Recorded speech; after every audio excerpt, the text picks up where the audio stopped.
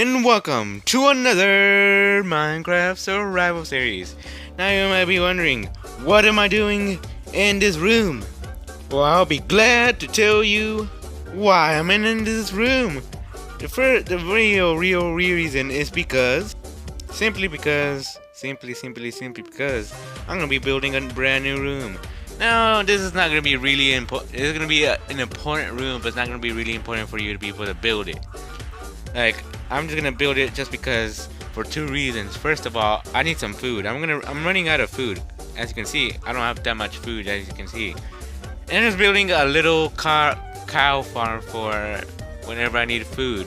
And I'm gonna build it underground simply because the cows keep on escaping from up there. So I'm gonna make myself a big cow farm right here, so I can just get meat whenever I need it. Now, the second reason I'm doing this is because there's stone right here, and since there's stone right here, I can mine the stone and use it for the brand new infection map that I'm building. And remember what I said from last episode, today's a story time episode, or a discussion time episode. So let's just get into the building. Not really mattering much about the building, more about the story time or the topic time, whatever you people want to call it. Now, I don't know if you heard, but the 16.0 beta 4 edition just came out barely right now. While I'm recording this video, it barely came out. Probably by the time this thing is uploaded, Minecon probably would have happened by now, and the official 16.0 has probably come out by now. So I'm gonna hopefully try to get all these videos uploaded quickly, because you know me, I got a lot of videos, but I don't really upload that much as I used to now. I usually upload anytime it's Saturday or Sunday. I'm gonna try to upload 3 videos this week. That's my challenge. That's what I want to do. Simply because I have a lot of videos and I really want you people to see them to get some feedback, because I don't know how you people are liking my videos. I don't know if you noticed about my brand new mic. I mean, people watch my videos today and they go like, Ruben, why aren't you doing any better than you do 5 years ago? Well, simply because all the videos I made before are very old videos, and it's very annoying that they don't get to see the wonderful progress I made in the past few days. But anyways, rambling on, I want to talk about the new 16.0 beta 4 update. Now you might be going like, how come you still haven't got the update, Ruben? What's stopping you from getting that incredible update? Well, it's very simple, and the reason is because there's a lot of bugs in beta 4. Now, it's not to say that the Mojang team didn't do a good job fixing bugs. I mean, there were a lot of bugs in beta 1, and they fixed them, but since the beta 4 update, which includes the Wither boss, which they did a very good on the Wither boss. They really have no bugs to worry about with the Wither boss. What they do have to worry about is any other bugs. Anyway, you're like, what type of bugs you're talking about, Ruben? Bugs are like, the game keeps on crashing way too often. What's another bug? The Wither boss sometimes can't fly. Well, I think that's like a feature. Like, they can't fly on creative mode, only you can fly, and then on survival mode they can fly however they like with no problem. They also added some cool features for the Wither boss. Now the Wither boss can spawn some Wither skeletons whenever he needs some help from his little buddies. It is actually a pretty cool feature because it's more challenging for any people who want a very difficult boss. I mean, they made the Ender Dragon more tougher on the PC version, and it's very cool that they're adding pretty cool features on the Pocket Edition as well. I mean, I just see some YouTube videos with some Xbox YouTubers who used to play a lot of Minecraft Xbox and now is playing a lot of Pocket Edition. YouTubers like Echo Soldier, BB Stats. Well, BB Stats is still in the mixture. Like, he talks about Pocket Edition once in a while, but he won't talk about it that much. Like, I have a feeling that he might be jealous. Anyways, so yeah, the Pocket Edition has really gone very far. As you can see, we already got 2 bosses. The Elder Guardian, which isn't really that tough of a boss, but hopefully in the future they make the Elder Guardian a very tough boss. I mean, it's not to say he's a boss, but he's not a very tough boss. I mean, we all wish that he could be a little bit tougher, don't we? I mean, we wish it was hard to get him. And we also wish we could get something very rare from him. I mean, we get sponges, but I mean, what is sponges gonna do? I mean, sure, a sponge is very rare to get. You can't really get those anywhere. You can't trade them. You can't get them anywhere at all. But it just feels that he's not really that tough, and he's not really that rewarding. Like, if you go to the trouble for making some water breathing potions and some night vision potions and fight some normal guardians, then you're gonna go like, oh, that wasn't worth it. What was the point of me trying to go fishing and go get some puffer fish, go get some golden carrots to make the night vision potion? I mean, was it really worth it at all just to get a sponge? I mean, the only thing you can do a sponge right now is you can take it, put it into the water, and it soaks up the water. I mean, I guess that's a little cool feature. I mean, it saves you iron, and you don't have to use buckets anytime soon. But it takes a long time to take a sponge, wet it up. Well, first you have to collect the sponge, then dry it up, and then put it into the water. Soaks up the water. You put it into the furnace, and you do the whole thingy again. Now it's not too worky work. And it does save you iron, which is a very good thing because we all need iron for anvils, armor, if you're still in that level. Stuff like that. Yeah. But I'm not really complaining about the Elder Guardian because he is a pretty good boss, and I'm glad that we have him, and I'm super glad that we have the Wither boss because that's a very awesome boss. And they really have no bugs at all with the Wither boss, really, to tell you the truth. I mean, the Wither boss is very tough, very tough. I faced him in survival mode just once, just to test it out. I'm not leaving you people behind from my first experience. I'll try it again and show it a video on the survival series in a cave somewhere because who knows what's gonna happen to my awesome world if I let him go up from up there in the overworld part. Like, I might even do it in the nether. Like, I'll make a little awesome stadium. That should be a building. I should build that someday, but not today, or probably not this week. Maybe next week, because it's been rumored that the official 16.0 will be officially released once Minecon is over. Well, once it starts. Like, probably around next Friday. By the time I'm recording this, it's September the 16th or the 17th, either one. But either way, by the time I upload this, it's probably going to be on Minecon Day, which, if you didn't know, is on September the 21st. It's not too far away from where I'm recording, so... But either way, it's not like they didn't fix a lot of bugs. I mean, like I said, in Beta 1, there was a lot of bugs. First bug, and really the only bug that really annoyed me, was the whole skin bug. You may go like, what's wrong with the skins or stuff? Well, in the very beginning, you can't change your skin at all. So you could either be a normal Alex or any of the other skins that were there in the skin list, which is kind of annoying, very annoying to tell you the truth.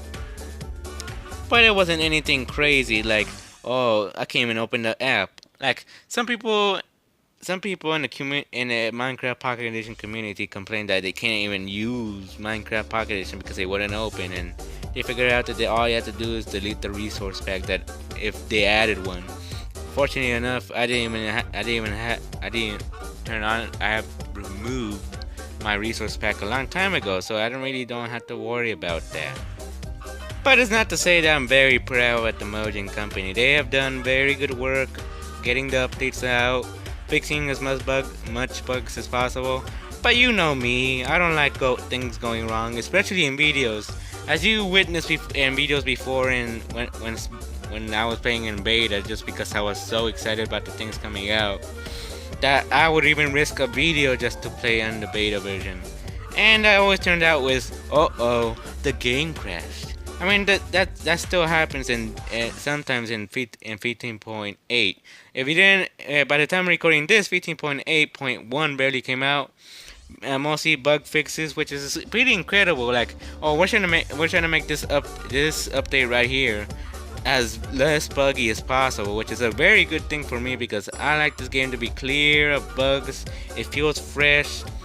I mean, it feels like I want it to feel like I'm holding a controller when it's all touchscreen. I mean, it's very, it's very hard to play with touchscreen, and that gets me to what I want to talk about to you today.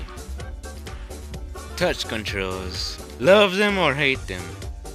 If you hate them or love them, it doesn't really matter because they'll always betray you either way. Whenever you're really into a Hunger Games game or stuff like that. But it's nothing to be over annoyed by. I mean, there's a few professional gamers that go like, "Oh, if you played a touch screen game, then it's not really a game." Well, here's what I had to say to them. Shut up. And that's all I had to say to them. But either way, touch controls, hate them or love them, they'll always be there for you. They'll give you a gift card whenever it's Christmas time. They'll put you to sleep in your bed. Like you know how you go, "Mommy, can you put me in bed? Can you put the blankets on top of me?" And she'll go like, "Nah, go tell your touch screen to do that for you."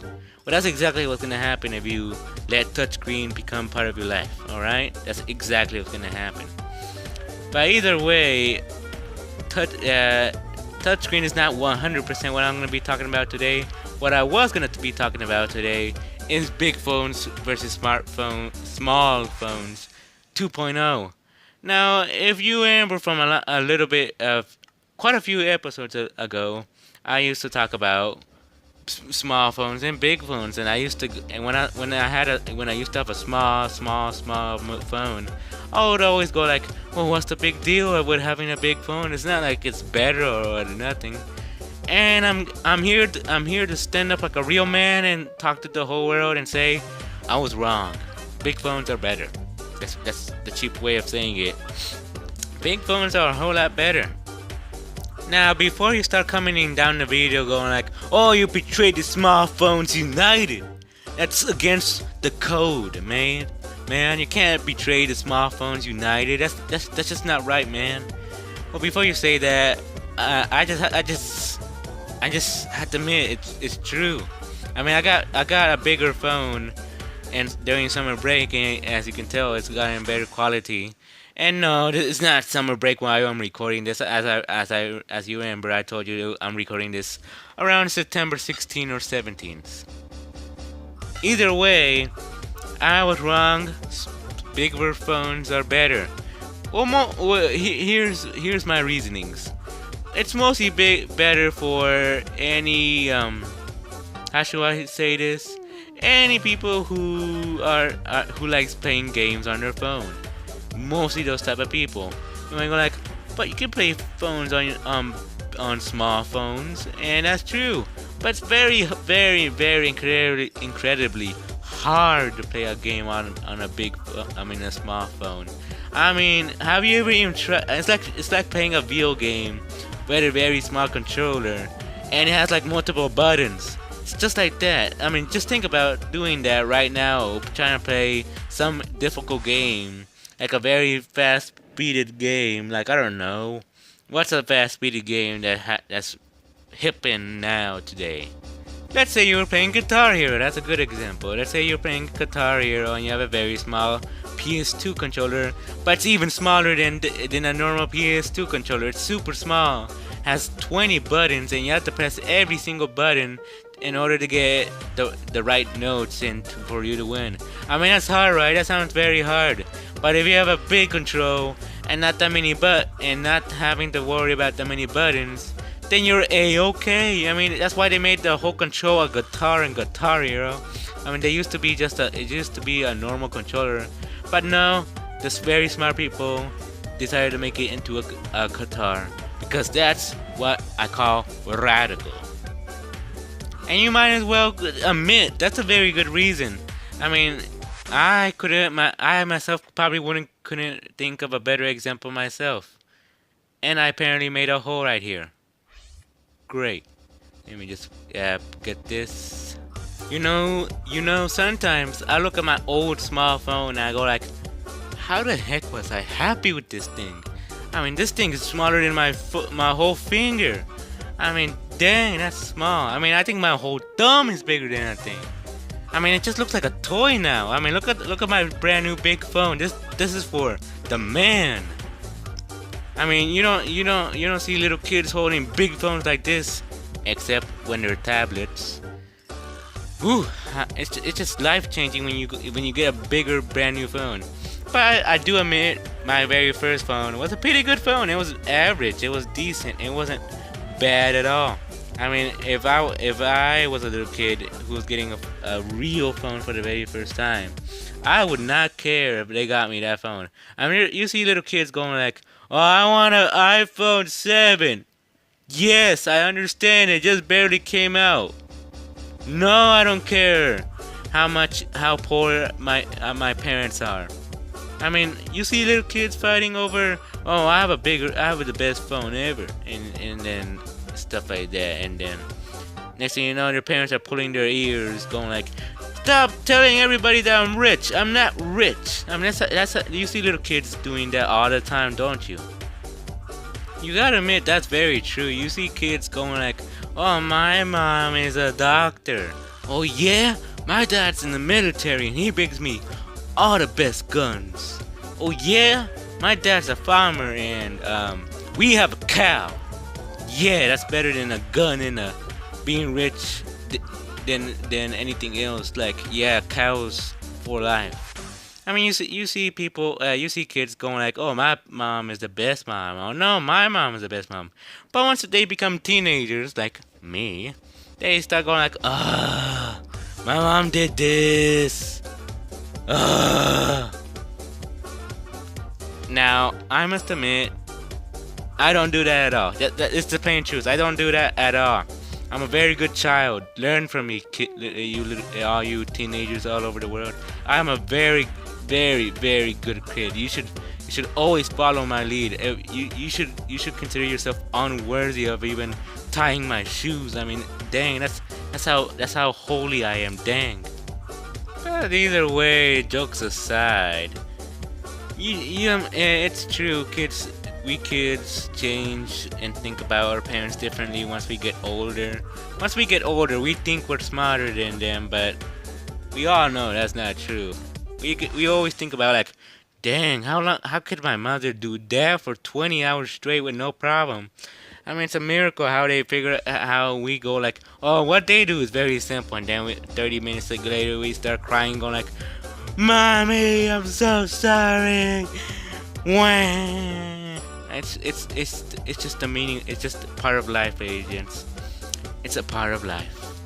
Anyways, I'm just gonna continue mining this like it was no one's business. Why am I mining this like no one's business? I also want to thank you for watching. Dang, time goes fast, doesn't it? It's already been 18 minutes. I mean, that's very quick, isn't it? But either way, I hope you enjoyed today's episode. I'm gonna continue mining this up. Probably build a room too. And I'm gonna be smelting this cobblestone as you've seen me do during the video, and put it all into the infection map, which I will be continue building in the next episode. Be sure to stop by and for the next episode. That's most of the end of the video. I want to thank you for watching. This is Amazing Ruben saying, see you later. Goodbye.